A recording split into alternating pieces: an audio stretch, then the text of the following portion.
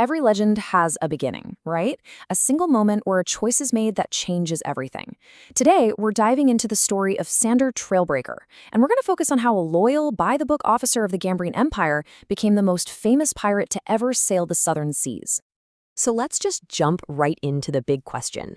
How in the world does a promising naval officer, a guy with a great career ahead of him, just throw it all away to become the most notorious and, funny enough, the most beloved pirate in the world? That's the story we're going to unpack.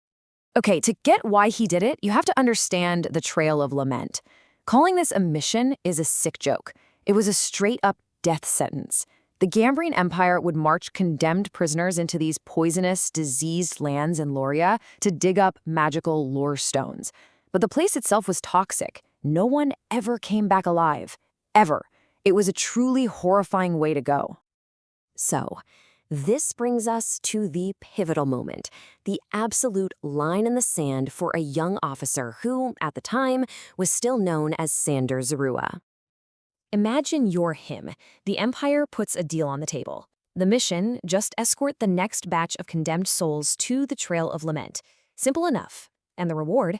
You get permanent command of your ship, the Sunburner. It was the ultimate test, really. Everything he ever wanted versus his own conscience. And you can see right here, he just couldn't do it. His old mentor, a Captain Wysos, had hated the trail, and that belief really stuck with Sandor. As the source material says, he just could not countenance being part of such horror. He wasn't just going to refuse the order, he decided he had to do something about it. And that decision wasn't some quiet little protest. Oh no, it was a full-blown act of rebellion.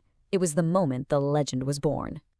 So what was his move? A brilliant three-step gambit.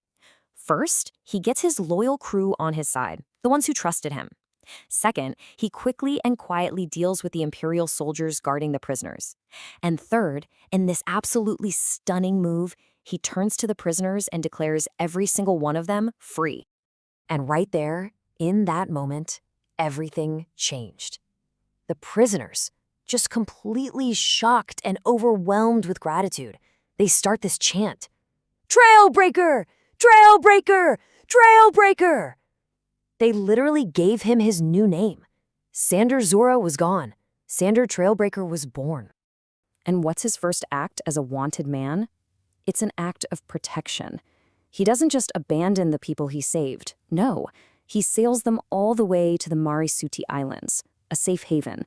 That's where he sets up his new base of operations and forges his very first alliance outside of the Empire. Okay, so this is where Trailbreaker really starts making a name for himself, but not in the way you'd think. Yeah, he becomes a pirate, but a totally different kind of pirate. He wasn't about looting and plundering. He was more like a protector of the people. And here's a perfect example of the kind of injustice he would fight.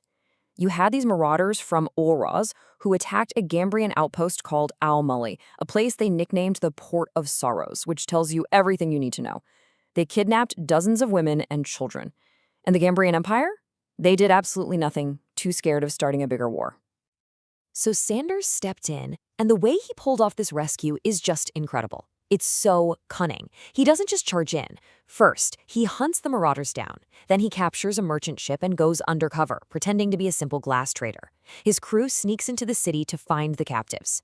Then, and get this, he uses perfectly forged banknotes to buy back every single person. And for the grand finale, he uses the now empty merchant ship as bait, lures the marauders into a trap, and sinks their ships. It was genius. And the result of that brilliant plan? 47. That's how many women and children he rescued and brought back home to their families. This act, right here, is what made him a folk hero. He wasn't just a pirate, he was the people's champion.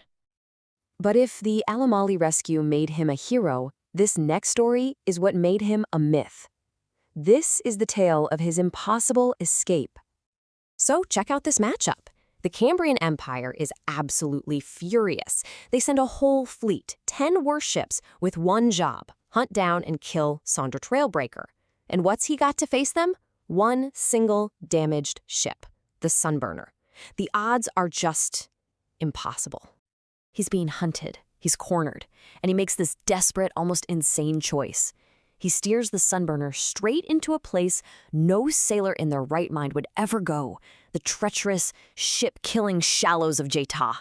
I mean, look at this. You have the might of the entire empire bearing down on him, and he escapes into this tiny, lethal maze. And let's zoom in on these shallows.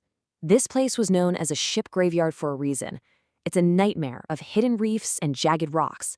Even the local sailors, the Jayatans, who knew these waters their whole lives, stayed away from this particular stretch. It was considered a suicide run. The aftermath is just staggering. Look at this scorecard.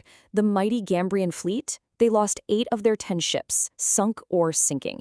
And Sander Trailbreaker, he lost 0. He navigated the impossible and sailed out the other side without a scratch.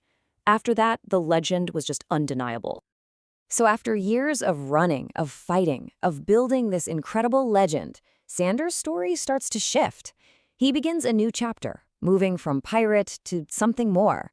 He actually finds a bit of peace, right as a new war is about to begin.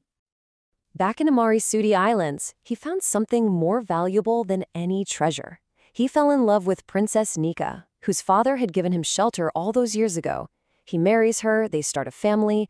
Turns out, his greatest reward wasn't gold or fame. It was a home. But of course, a man like Trailbreaker can't stay peaceful for long. A new call for help comes. This time, it's from merchants inside the Gambrian region of Southland.